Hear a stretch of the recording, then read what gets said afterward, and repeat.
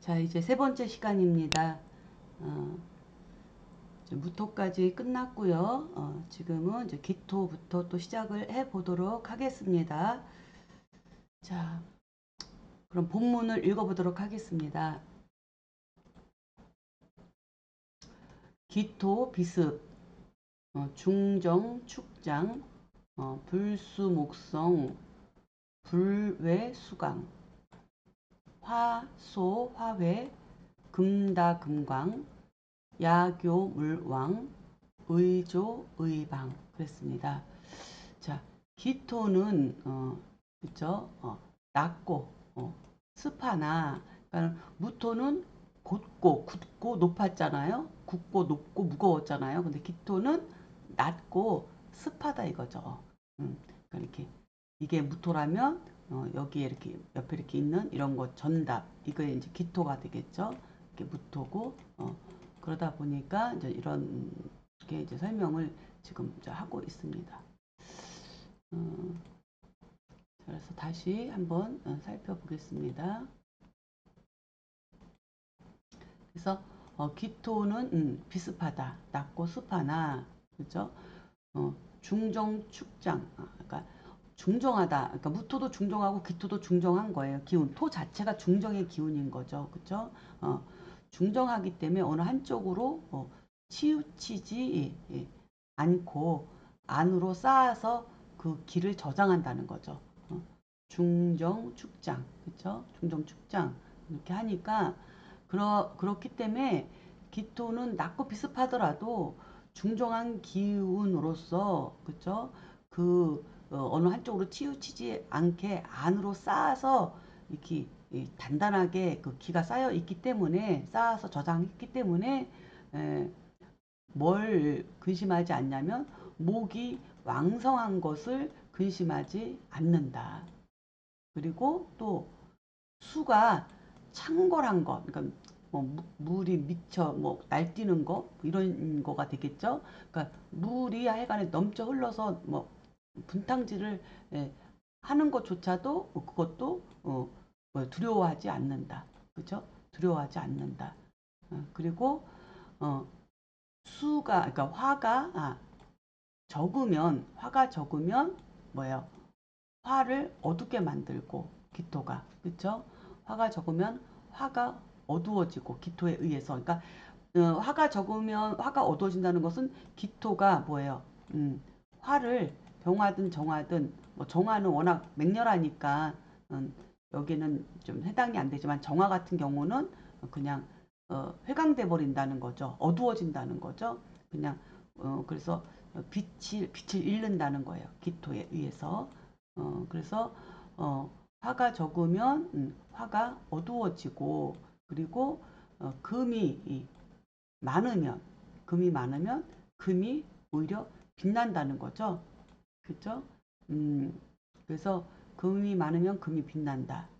그러니까는 어, 기토에 금이 많은 것은 오히려 어, 금 입장에서는 토생금을 받기 때문에 이 금들이 빛난다. 약하지 않고 이 토생금에 의해서 이 기토의 토생금은 뭐예요? 미중의 기토를 얘기하는 거죠. 미중의 기토. 그러니까는 이 안에 화가 있는 거죠. 이 화가 미중의 기토의 정화가 화생토로 있어서 여기서 토생금으로 나온 경신금을 이야기하는 거니까 그래서 금이 많으면 금이 빛난다 이렇게 이야기를 하고 있습니다. 여기서 이제 많을 달자를 썼으니까 많다라고 이야기를 하지만 그냥 어 이거 또 이제 표현은 좀 잘못된 거죠. 금이 이 강하면 금이 강해도 금이 빛난다 이렇게 이야기를 할 수가 있죠.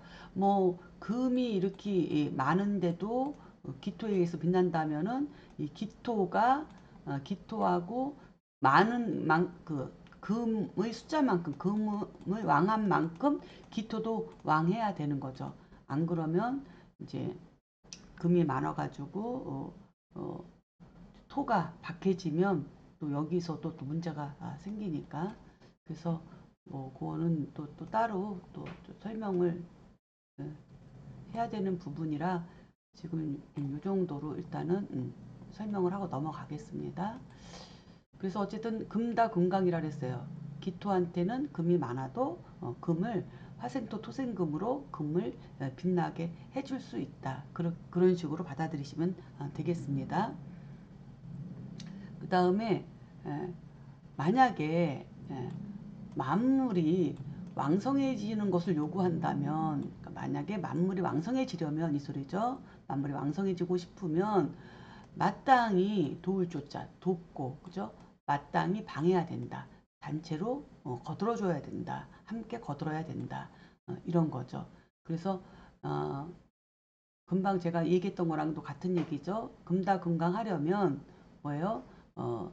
이렇게 해서 만물이 다 목도 그렇고 금도 그렇고 이 용으로서 이것들이 다 그 제각기 역할을 잘 맞춰서 하려면은 뭐냐면 기토를 도와야 된다는 거죠.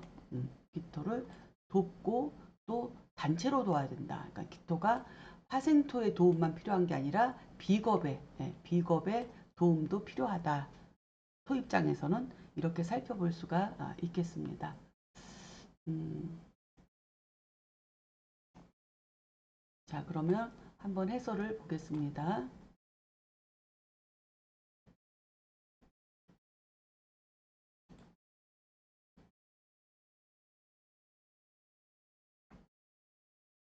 자, 그래서 기토는 수화의 기운을 머금고 있죠. 그렇죠? 어차피 이 체는 수화로 이루어졌으니까 기토는 수화의 기운을 머금고 있어요. 그래서 축중의 기토는 수의 기운을 머금고 있고 미중의 기토는 화의 그 기운을 머금고 있습니다. 즉 축토 중의 기토는 개수를 축장하여 윤택하게 하고 미토 중의 기토는 정화를 축장하여 홍로를 이룬다. 그러므로 축중 기토는 목이 왕성해도 근심하지 않고, 그렇죠?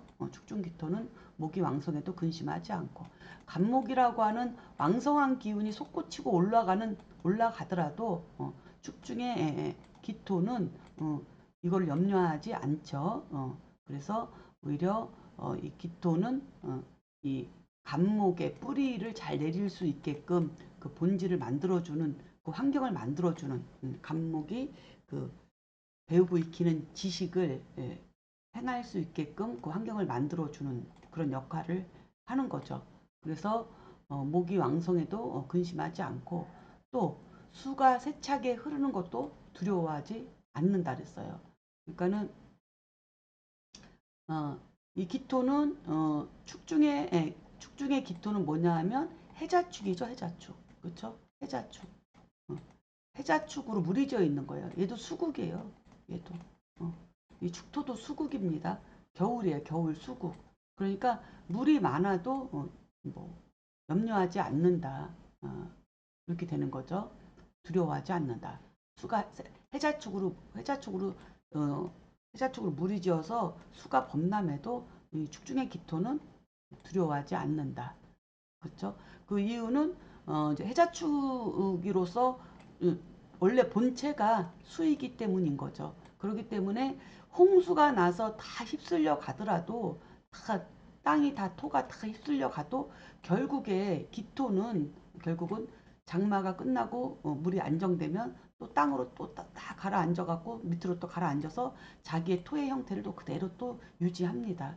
그렇기 때문에 두려워하지 않는다. 이렇게 이야기를 한 거예요. 그 다음에 음,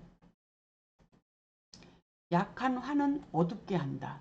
그렇죠? 약한 화는 어둡게 하죠. 그래서 정화는 어, 정화는 이게 이제 미중에 이제는 기토인데 미중의 기토인데 이 정화가 이 경금을 재련하기 위해서는 이 미중의 기토의 화생토 토생금만 갖고 되지 않고 이 정화가 그냥 이 화로 안에서 역할을 못하고 꺼질 수가 있으니 목생화가 이제 필요하다고 앞에서 잠깐 언급을 했었죠.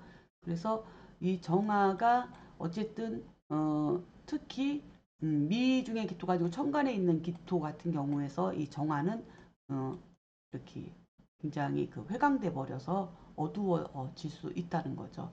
그래서 이 기토가 왜냐하면 미중의 기토로다가 투관되면 괜찮은데 축중의 기토를 만나면 정말 완전히 꺼져버릴 수가 있다는 거, 이거 두 가지 잘 구분을 해야 될 것 같습니다. 두 가지. 그 다음에 미중의 기토는 정화의 관대지인이 정화의 세력이 있어요. 그래서 이때의 기토는 화생토 토생금으로 작용을 해서 금을 생화하니 금이 많아도 이미 재련되어서 빛나게 할 수 있다. 그 얘기고요. 그러니까는 금이 많아도 기토는 금을 빛나게 한다 하는 내용은 여기에 해당되는 거죠. 그리고 만약 만물이 왕성해지고 싶으면 마땅히 도와주어야 한다라는 말은 축중의 기토가 병화의 생기를 만나면 목인 만물이 왕성해지니 화생토로 도와야 한다는 거고, 또 뭐 이것뿐이겠어요. 또 미중의 정화 역시도 도와야만이 경신금을 또 그쵸 잘 재련할 수 있기 때문에 이것 또한 도와줘야 된다. 목생화로 도와줘야 된다. 그래서 목생화 화생토로 도와줘야 된다. 이렇게 설명을 함께 할 수 있겠습니다. 자, 그래서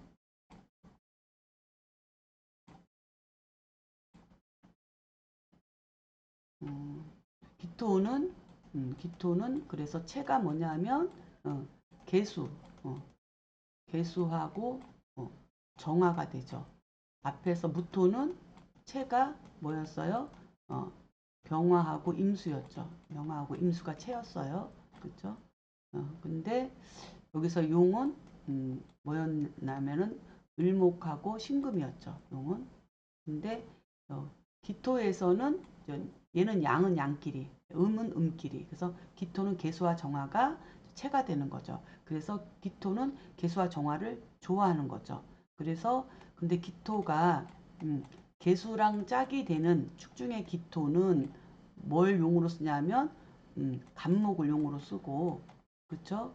또 기토가 정화라고 하는 것을 채로 쓸 때는 용은 경금을 쓴다는 거죠. 경금을. 그래서 이렇게 화생토 토생금, 그렇죠? 그다음에 토국수 수생목 이렇게 되는 거죠. 그래서 이런 부분을 좀 잘 정리가 돼야 되는데 좀 부족한 부분은 좀 더 수업을 좀 통해서 보충하시기를 이제 권해드립니다. 자,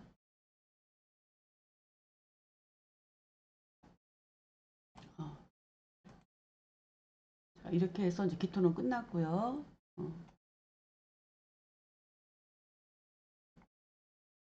그다음에 경금으로 들어가도록 하겠습니다. 문장을 읽어보도록 하겠습니다. 커서가 어디 갔나? 여기 와 있네. 자, 경금, 대살, 그다음에 강강, 위최, 득수이청, 득화, 이해, 토윤, 즉생, 토건, 즉취, 능영, 가평, 수어, 을해, 을매 그랬습니다. 자, 경금은 살기를 이제 두르고 있는 거죠. 대하고 있다. 경금은 살을 대하고 있다. 또는 경금은 살을 이렇게 옆에 차고 있다. 두르고 있다. 이렇게 설명을 할 수가 있습니다. 그리고 두르고 있기 때문에 예, 강건함이 아주 최고다. 최고이다. 그래서 그러나 술을 얻으면 맑게 청해지고 화를 얻으면 예리해진다. 그렇죠? 그리고 토가 윤택한 토를 만나게 되면 즉 생을 받는다. 그래서 토에서 출생하고 또 토가 건조하면 즉 취약하다. 금이 이제 취약해진다. 금이 그렇게 뭐 빛날 수가 없고 제대로 이렇게 생금이 되지 않는다. 그런 의미가 되겠죠. 그 다음에 능령 갑형 그랬어요. 그 다음에 형 그쵸? 갑이라고 하는 갑이라고 하는 형을 형은 뭐냐면 능이 이기지만 그쵸? 능이 이기지만 그 다음에 누이인 을목에게는 진다는 거죠. 을목에게는 진다. 이렇게 이제 설명을 하고 있습니다. 자, 그러면 해설을 한번 보겠습니다. 자, 경금은 가을의 숙살지기로서 그 강함이 지나치죠. 그러나 임수를 만나면 금생수로 그 살기가 설기되기 때문에 경금이 살성이 설화되어서 아주 청해지고요. 그 다음에 정화를 만나서 경금이 재련이 되면은 검구 등을 제작할 수 있어서 예리해진다는 거죠. 그렇죠. 재련이 돼서. 그래서 경금이 또 윤택한 축토를 만나면 토생금으로 출생을 하지만 조열한 미토를 만나면 이제 형체가 이제 물러진다. 그래서 경금이 그리고 간목을 만나면 상극하지만 을목을 만나면 합판이 묶여서 오히려 을목을 두려워한다. 을목에게는 진다. 합으로 정 때문에 이렇게 이제는 이해할 수 있겠습니다. 이렇게 설명을 드릴 수 있는데 요거는 뭐 다 아시리라 생각하고 부연 설명은 다 하지 않겠습니다. 자, 그러면 여기서 이제 우리가 좀 알아볼 게 좀 있어요. 짚고 넘어갈 게 있는데 뭐냐 하면 신금은 오히려 뭐냐 하면 금생수로 설계되는 것을 더 좋아해요. 그럼으로써 오히려 신금이 더 견고해질 수 있다는 거예요. 자연현상으로 보면. 왜냐하면 신금은 서리와 눈이 될 수가 있어요. 서리나 눈이 될 수가 있죠. 그런데 이 서리와 눈이 이렇게 임수라고 하는 겨울의 찬 기운을 만났을 때 자기가 더 반짝반짝 빛나는 거죠. 더 견고해지고. 그렇죠? 그러나 이 신금은 기토나 무토를 만나게 되면 특히 무토를 만나게 되면 매금될 수 있죠. 큰 그 견고한 토에 이 신금은 연약한데 어디 묻혀가지고 찾아볼 수도 없기 때문에 이 신금은 일간이 좀 약하더라도 무토의 정인의 토생금보다는 금수상간으로 설계되는 것을 더 빼어나게 쓸 수 있다는 특징을 갖고 있다는 거 이거를 좀 아셔야 될 것 같고요. 또 을목도 임수의 정인의 수생목보다는 병화의 목생화를 더 좋아한다는 거죠. 그렇죠? 그래서 을목은 병화를 봐야 체를 지켜서 빼어날 수 있고, 그렇죠? 빼어날 수 있다. 그래서 을목은 어쨌든은 정화나 병화를 안고 있으면 이 세상에 두려울 게 없잖아요. 그렇죠? 경신금도 타고 올라타고 뭐 이러한 그 강함을 갖고 있기 때문에 이 을목이 겉으로는 유약해 보이지만 을목 안에는 간목의 기운이 작동하고 있기 때문에 이렇게 병화로 이렇게 발생돼서 꽃을 피고 가지가 막 벌어지고 그럴 때 오히려 이 을목은 더 강함이 있다. 이거를 좀 알아야 되고요. 그 다음에 개수도 개수는 근데 이제 뭐냐면 그래서 이게 금목, 그죠? 을목이나 신금은 생 받는 것보다는 오히려 발설하는, 그죠? 밖으로 자기 자신을 드러내는 쪽을 더 좋아하지만 반대로 수화, 그죠? 수화는 음화의 수화는 개수와 정화죠, 그죠? 근데 반대로 이 개수는 오히려 정인의 생을 받아야 흐를 수 있고 자기 체를 지킬 수 있는 거고 또 이 정화 역시도 간목의 정인의 목생화를 받아야 불꽃을 지킬 수 있기 때문에 이런 특징을 좀 우리가 알아야 되지 않을까 이렇게 생각을 합니다. 그래서 음간들에서 이런 특징을 좀 우리가 잠깐 살펴봤습니다. 자, 그리고 이제는 한번 당령을 살펴보면 신유월의 이제 경금이죠. 그러니까는 신월의 공기인 경금, 그 다음에 6월, 6월에 여기는 6월에는 백로와 추분이 있죠. 백로와 추분이 있는데 백로절기는 경금 당령이고, 그렇죠? 추분에는 신금이 당령이 되죠. 그래서 신유월이라 하면 신월 입추와 백로절기를 이야기하는 거죠. 이 45일간. 이때는 하늘의 기운이 경금에 당령한다. 당당하게 내려와 앉아 있다 이거죠. 경금이. 그래서 이 경금은 이게 쓸모 있게 내가 이 경금 당령에 출생한 사람이라면 이 나의 하늘에서 부여받은 이 경금의 이 기운을 가지고 내가 쓸모 있게 살아가려면 오행적으로 정화를 만나는 게 급선무라는 거죠.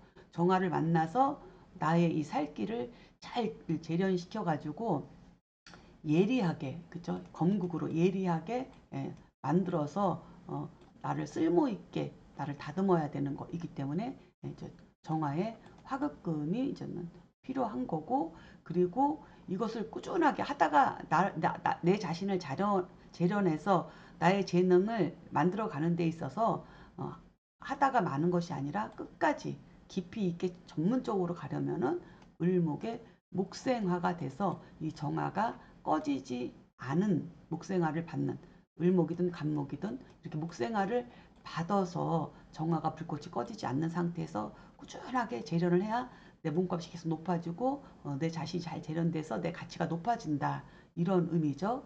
그래서 신유월의 경금은 꼭 당령뿐만이 아니더라도 일간이더라도 같은 거예요. 지금까지 다 한 얘기들이다.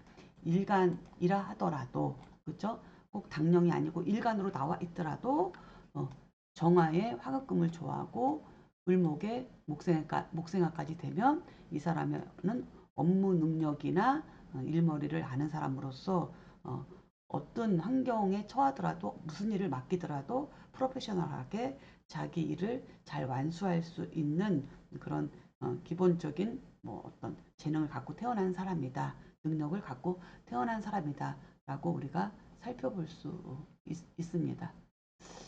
그 얘기를 한 거예요. 자, 그래서 이제 이거를 정리를 하면 신유월의 경금 당령은 첫째 뭐가 있어야 된다고요? 정화가 있어야 되고, 그렇죠? 그다음에 이 정화가 있으려면 또 목생화인 을목이 있어야 되고, 그렇죠?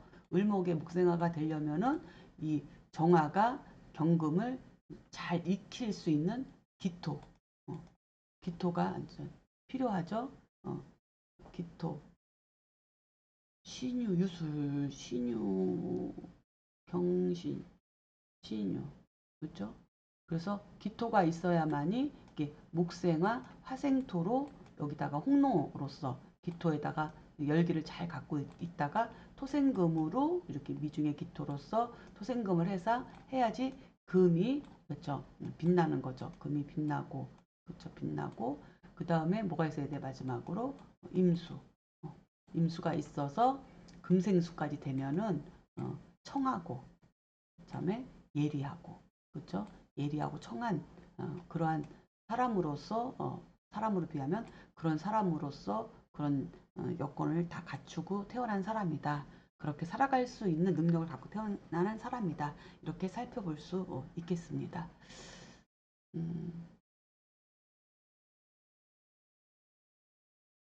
자, 그 다음에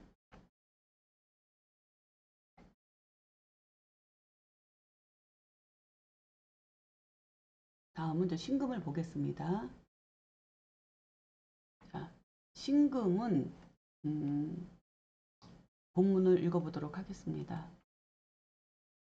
자, 신금 연약 운윤이청 외토지다 락수지영 능부사직 능구생령 열즉 희모 한즉 희정 그랬습니다. 자, 이거는 신금은 연약하기 때문에 그쵸? 운윤해야지 따뜻하고 윤택해야지 이게 맑아진다. 그리고 토가 많은 것은 두려워하고 그다음에 수가 그죠? 넘치는 것은 즐거워한다.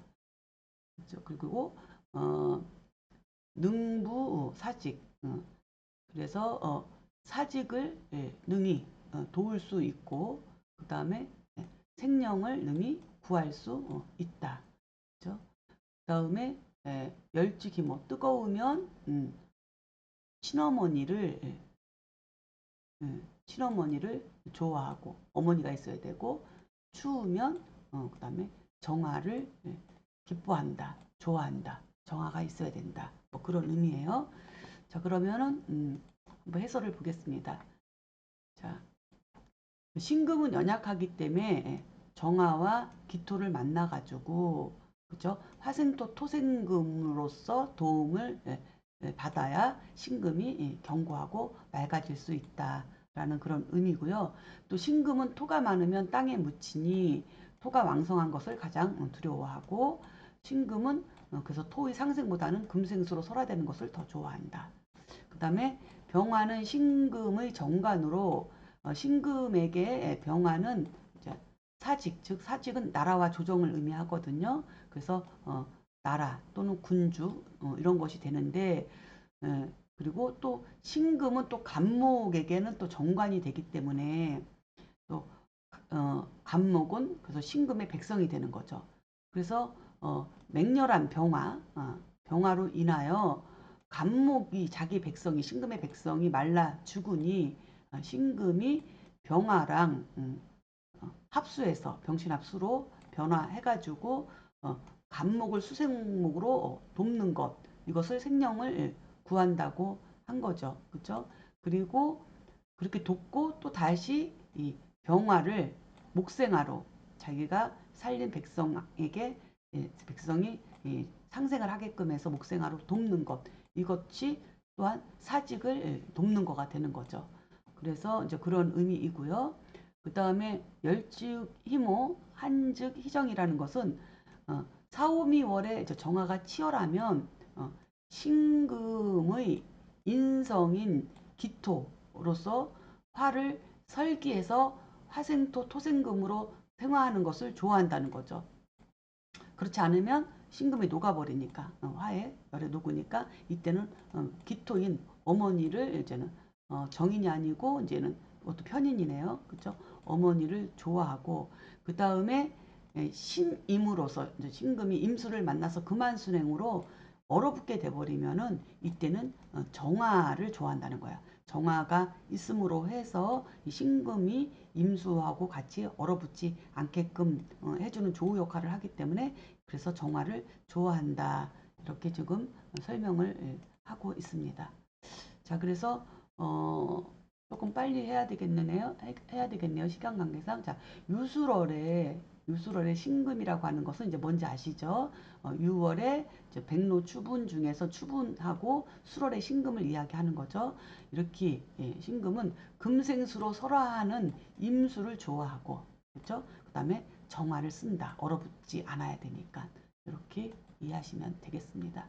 앞에서 자세히 설명하셨으니 이해를 하셨으리라고 생각을 합니다. 자, 다음 본문을 읽어보도록 하겠습니다. 임수입니다.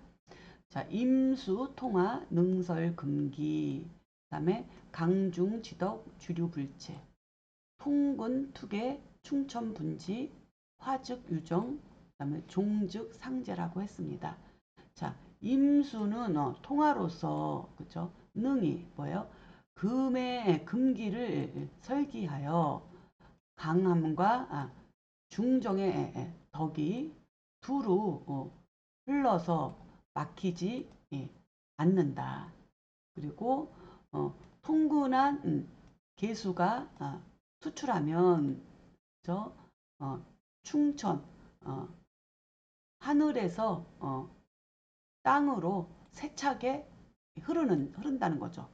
비가 흐르든 장마가 치든 이렇게 흐른다. 그렇기 때문에 변화하면 유정하고, 그죠? 그다음에 따르면 종하면 따르면 서로 상제한다, 서로 건넌다 이런 거예요. 좀 어렵죠, 이 부분은. 자, 해설을 한번 살펴보면 자, 임수는 두루 통하는 운하와 같다. 그렇죠? 운하와 같으니 유통하는 기운으로 금을 설계한다. 그래서 신임 그러면은 어떻게 되는 거예요? 임수는 바다고 이 신금은 여기서는 얼어붙은 거니까 눈과 서리도 될 수 있지만 자연환경에서는 이거를 바다라고 물상으로 설명을 한다면 이건 임수가 찬기운이 아니고 이게 바다라고 한다면 이 신금은 상품이죠. 가을에 그 경금의 그 오곡백과의 그 물질이 신금으로 상품화된 거죠. 예쁘게 포장돼서 상품화된 이것을 그죠? 이렇게 이것이 저 금생수를 통해서 임수 바다를 통해서 이렇게 유통되는 거와 같습니다. 유통하는 기운으로 그죠? 기운으로 금을 설계한다. 그래서 그 강함은 중종한 덕을 갖추고 있으니 막힘이 없다. 그러니까 임수라고 하는 것이 그 강함의 중종한 덕을 갖추고 있기 때문에 그 유유히 그냥 흐른다는 거죠. 뭐 그러니까 이 수라고 하는 것은 그렇습니다. 무엇이든 다 받아들이죠. 뭐 똥물이든 빗물이든 뭐 우물이든 뭐든 거부하는 바가 없어요. 그리고 그러면서도 계속 유유히 흐르는 막힘이 없는 이런 것이 바로 임수죠. 그렇죠? 그래서 막힘이 없다. 그리고 신금은 지지에서의 신금이에요. 신금은 천하의 출입구로서 임수는 이에 장생하니 그러니까는 사오미가 이제는 사오미라고 하면은 사오미 그러면 이제는 여름이죠. 근데 이제는 이걸로 보면 가장 위에 있잖아요. 가장 위에 있어요. 여기는 해자축이고 가장 얕은 곳에 있는 거죠. 그래서 사오미라고 하는 것은 하늘과 같은 화가 이제 여기 높이 떠 있는 거니까 이 천하의 출구가 여기 신유술이죠. 신유술. 그죠? 가을.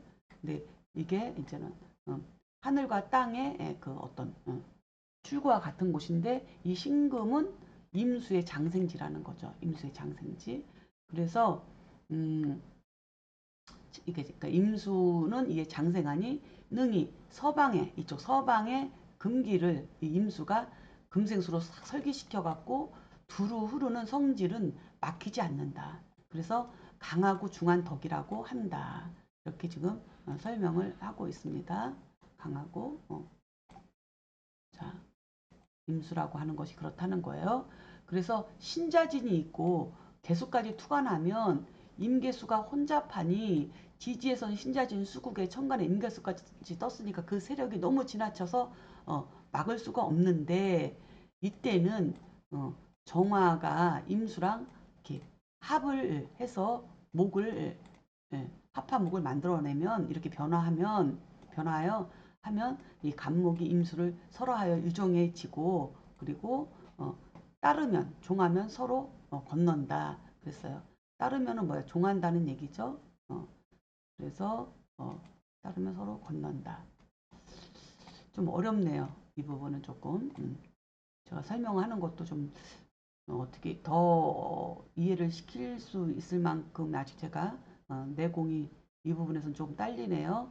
이해를 하셨는지 모르겠지만 자 이렇게 할 수 있겠습니다. 그래서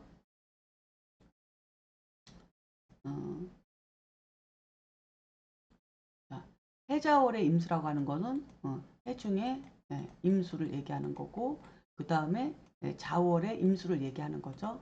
그래서 자월에는 대설과 동지가 있죠. 대설과 동지가 있는데 동지는 계수당령이고 임수는 이제 대설이 당령이죠. 해자월에. 그래서 이렇게 해자월에 임수가 이제 당령인데 임수가 가장 좋아하는 것은 신금이라는 거죠. 신금.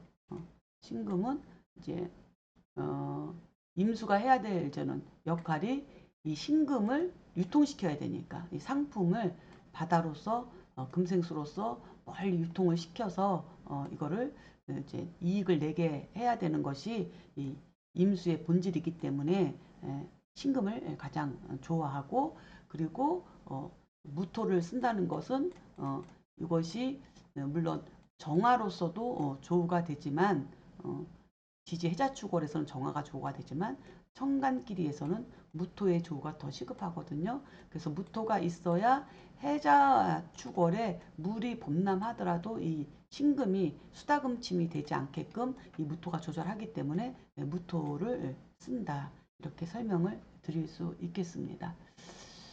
자, 여기까지가 이제 임수에 대한 설명이었습니다. 자, 다음은 개수로 들어가겠습니다. 자, 개수가 마지막이죠. 자, 개수 본문을 읽어보도록 하겠습니다. 자, 개수, 지약, 달어, 천진, 등용, 이운, 공화, 사신, 불수, 화토, 불론, 경신, 함무, 견화, 화상, 사진 그랬습니다. 자, 개수는 지극히 약하지만, 그죠? 달어, 천진, 하늘, 그죠? 하늘, 예, 나루터에 도달하여, 그죠? 용을 얻어 운행하니, 그죠? 그 공로의 이 변화함이 신묘하다. 그죠? 그래서 그 화토를 화토에 근심이 없고 이 개수가 화토를 만나도 근심이 없고 또 경신을 논하지 않는다. 그리고 무와 합하면 변화를 보게 되고 그리고 화상으로서 진정한 상으로서 변화한다. 이렇게 설명을 하고 있습니다. 자, 이거를 저는 한번 해설을 살펴보면 자, 개수는 매우 약해요. 그래서 수화기제를 이루어 하늘 나루터에 도달하고 수화기제, 그러니까 수화기제는 뭐예요?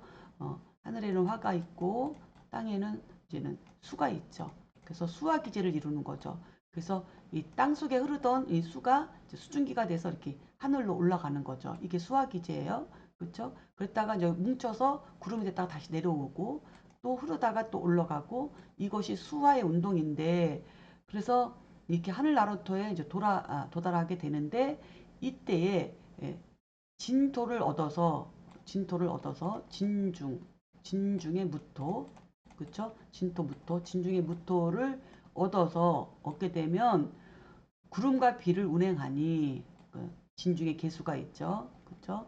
그래서 진중의 개수가 용이니까 용이 하늘로 올라가서 진중의 개수가 이렇게 구름이 돼서 구름과 비를 운행하니 능이 비가 돼서 내려와 가지고 만물을 윤택하게 하여 그 신묘함에 공이 있다는 거예요. 그렇죠? 그 신묘함에 공이 있다. 그리고 화토에 근심이 없고 경신을 논하지 않는다는 것은 무슨 말이냐면 개수가 워낙 유약하기 때문에 화가 많거나 토가 강하면 이 개수는 자기 체를 지키지를 못해요. 그렇죠? 그렇지만 이 개수는 이런 것을 근심하지 않는다. 왜냐하면 식간 중에서 가장 약한 게 개수인데 그냥 화가 많으면 화로 종하고 토가 많으면 그냥 화로 종하고 왕한 거에 그냥 자기는 살포시 그냥 엎어져서 그냥 따르는 거예요. 그리고 또 경신금이 많아가지고 경신금이 많아서 금생수가 많아갖고 내가 강해진다 하더라도 또 강하면 강한 대로 또 이 강함을 쫓는다는 거예요. 그렇죠? 그래서 화토를 근심하지 않고 경신을 논하지 않는다는 거예요. 그러니까 개수가 유약하니 왕한 오행을 따른다는 의미인 거죠. 이쪽이든 저쪽이든 그렇죠? 그런 의미고요. 또 개수가 무토와 합을 하면은 무게합화 화로서 진정한 화기격이 되는 거예요. 이 개수는 약하기 때문에. 그래서 화기격이 되는데 이 화는 무게합화 화가 되기 때문에 개수 입장에서 화는 재성이 되는 거잖아요. 그래서 재성으로 저는 화해버린 거예요. 변화해버린 거예요. 그래서 재성으로 진정한 화기격이 되어 부귀를 누리는 사주가 돼서 굉장히 그 귀한 사주가 된다. 이런 이야기를 지금 하고 있습니다. 그래서 여기서 이제 잠시 뭐 살펴볼 거는 뭐냐면 화기격에 대해서 우리가 잠시 지금 여기서 우리가 짚고 넘어가야 될 부분이 있습니다. 음, 그러면 무게함만 있으면 다 화기격이냐? 그건 아니고요. 화기격의 조건이 있어요. 그래서 개수가 어,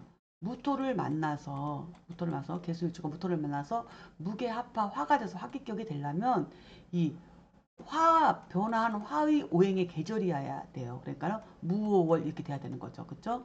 변화 화의 계절이어야 되고 그 다음에 이걸로 끝나는 것이 아니라 이 화기오행으로 된 이 계절에 삼합이나 반국이 있어야 돼요. 그러니까 예를 들어서 사오미 이렇게 반국을 이루고 있거나 아니면 인호술, 그렇죠? 이렇게 인호술, 인호술로다가 이 오화를 기준으로 사오미 반국이나 인호술 화국을 이루어야 되는 게 두 번째 조건이고요. 세 번째는 이걸로 끝나는 것이 아니라 이 변화된 화기오행이 병하던 정하던 이것이 천간에 떠 있어야 돼요. 어? 떠 있어야지 이게 진정한 화기격이 되는 거예요. 거기다가 진토까지 있으면 뭐 더할 나위가 없는 거죠. 진토까지 지지에 갖고 있으면. 근데 뭐 자평에서는 뭐 진토까지 얘기는 하지 않고 이제 공통보감 조화원약에서는 진토를 얘기를 해요. 그래서 그렇지만 뭐 자평에서는 진토까지는 얘기는 하지 않고 또 자평에서는 십정격을 기준으로 주로 이제 논하고 있기 때문에 외격에 대해서는 크게 다루지 않아서 여기에 대한 자세한 내용은 없지만 진정한 합기격은 진토까지 있어야 된다. 이렇게 볼 수가 있겠습니다. 이게 바로 이제 화기격이 되는 거죠. 네. 이런 질문도 굉장히 많이 받았거든요. 어떻게 해야 화기격이 되느냐. 여기를 좀 살펴봤고요. 자, 그 다음에 이제 기용제요를 좀 살펴보면은 뭐냐 하면 자축월이라고 하는 것은 이제는 자중에는 임수와 계수가 있는데 그렇죠? 자월의 임수는 대설이고 계수는 동지가 되는 거죠. 동지. 그렇죠? 그래서 그리고 축월은 당연히 계수가 당령이고요. 그래서 자축월이다 그러면은 이 자월 동지부터 축월에 태어난 사람을 이야기하는 거예요. 그렇게 되면은 계수가 당령이 되는 겁니다. 그래서 이렇게 이제 계수가 당령인 사람은 이 계수가 뭐예요? 자체가 이게 지혜죠, 지혜. 그렇죠? 이 지혜예요. 이 지혜는 후천적으로 배워서 만든 지혜가 아니고 선험적 지혜예요. 선험적 지혜.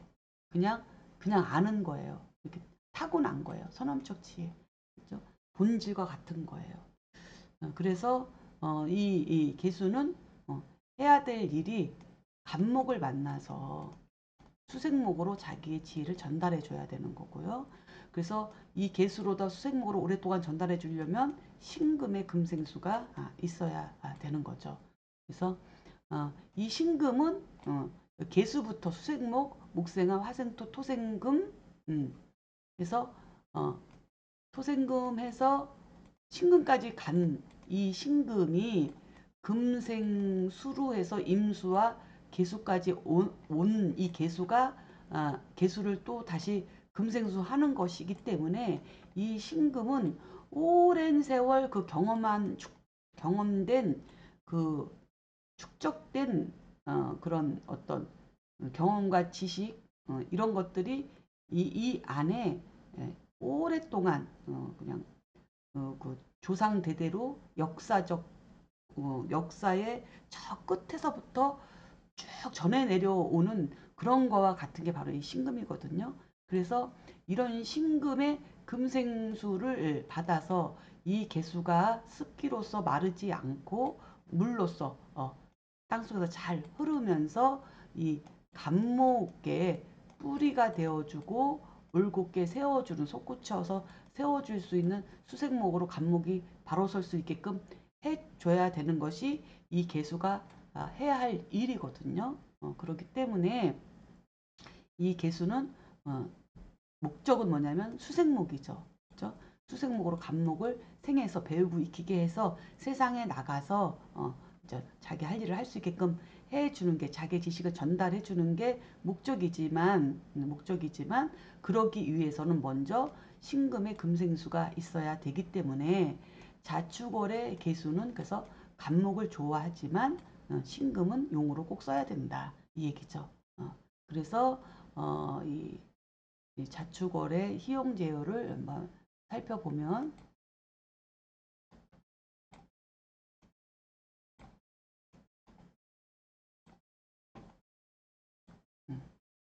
그래서 개수는 뭐가 있어야 된다고요? 신금에 금생수가 있어야 되고 그다음에 기토에 토국수가 있어야 돼요. 왜냐하면 기토에 토국수가 없으면 이 수가 말라버릴 수 있어요. 신금이 물을 펑펑 쏟아주는 게 아니기 때문에. 그래서 기토가 토국수를 통해서 그죠? 토국수를 통해서 이 기토를 그 미중의 기토가 정화에게 화로 역할을 하면서 그 화로의 불씨가 바로 꺼지지 않게 잘 저장하고 보관하고 있는 것처럼 이 축중의 기토 역시도 이 개수가 확 마르지 않게끔 오랫동안 우물처럼 이렇게 저장해주는 역할을 한다고 보시면 되겠어요. 그래서 이 기토가 토생금, 금생수를 돕고 토국수를 통해서 이 개수를 담아가지고 기토를 윤택하게 해서 여기에서 간목이 목국토로 나오게끔 해주는 역할을 하기 때문에 이게 기토가 굉장히 중요한 역할을 합니다. 그리고 나서 역시 저 간목이 있어야 되겠죠. 개수한테. 그리고 마지막으로 뭐가 있어야 되겠어요. 파급 효과를 느끼려면 병화라고 하는 목적이 있어야 돼요. 그래야지 이것이 잘 다 돌아가는 거예요. 그래서 이게 희용제의 5가지가 되는 거죠. 금생수, 토국수, 목국토, 그 다음에 목생화 이렇게 해서 기신개갑병이라고 하는 5가지 희용 제효까지를 저는 알아봤습니다. 이렇게 해서 그 제2장 자평진전 해설에 수록되어 있는 제2장 적천수의 청간론을 논함에 대해서 간목부터 개수까지를 마쳤습니다. 사실은 이게 불온이기 때문에 자평진전이 아니고 자평진에 붙어서 있는 그런 불온이기 때문에 이제 이거를 강의를 할까 말까 이제 망설이기는 했지만 그래도 이제 어쨌든 배우는 입장에서는 이게 이제 필요할 것 같아서 제가 뭐 실력은 부족하지만 제 나름대로 아는 데까지 나름대로 설명을 드렸습니다. 도움이 되었으면 좋겠습니다. 자, 이렇게 해서 2번째 수업을 마치도록 하겠습니다. 그럼 다음 주에 뵙도록 하겠습니다. 수고하셨습니다. 감사합니다.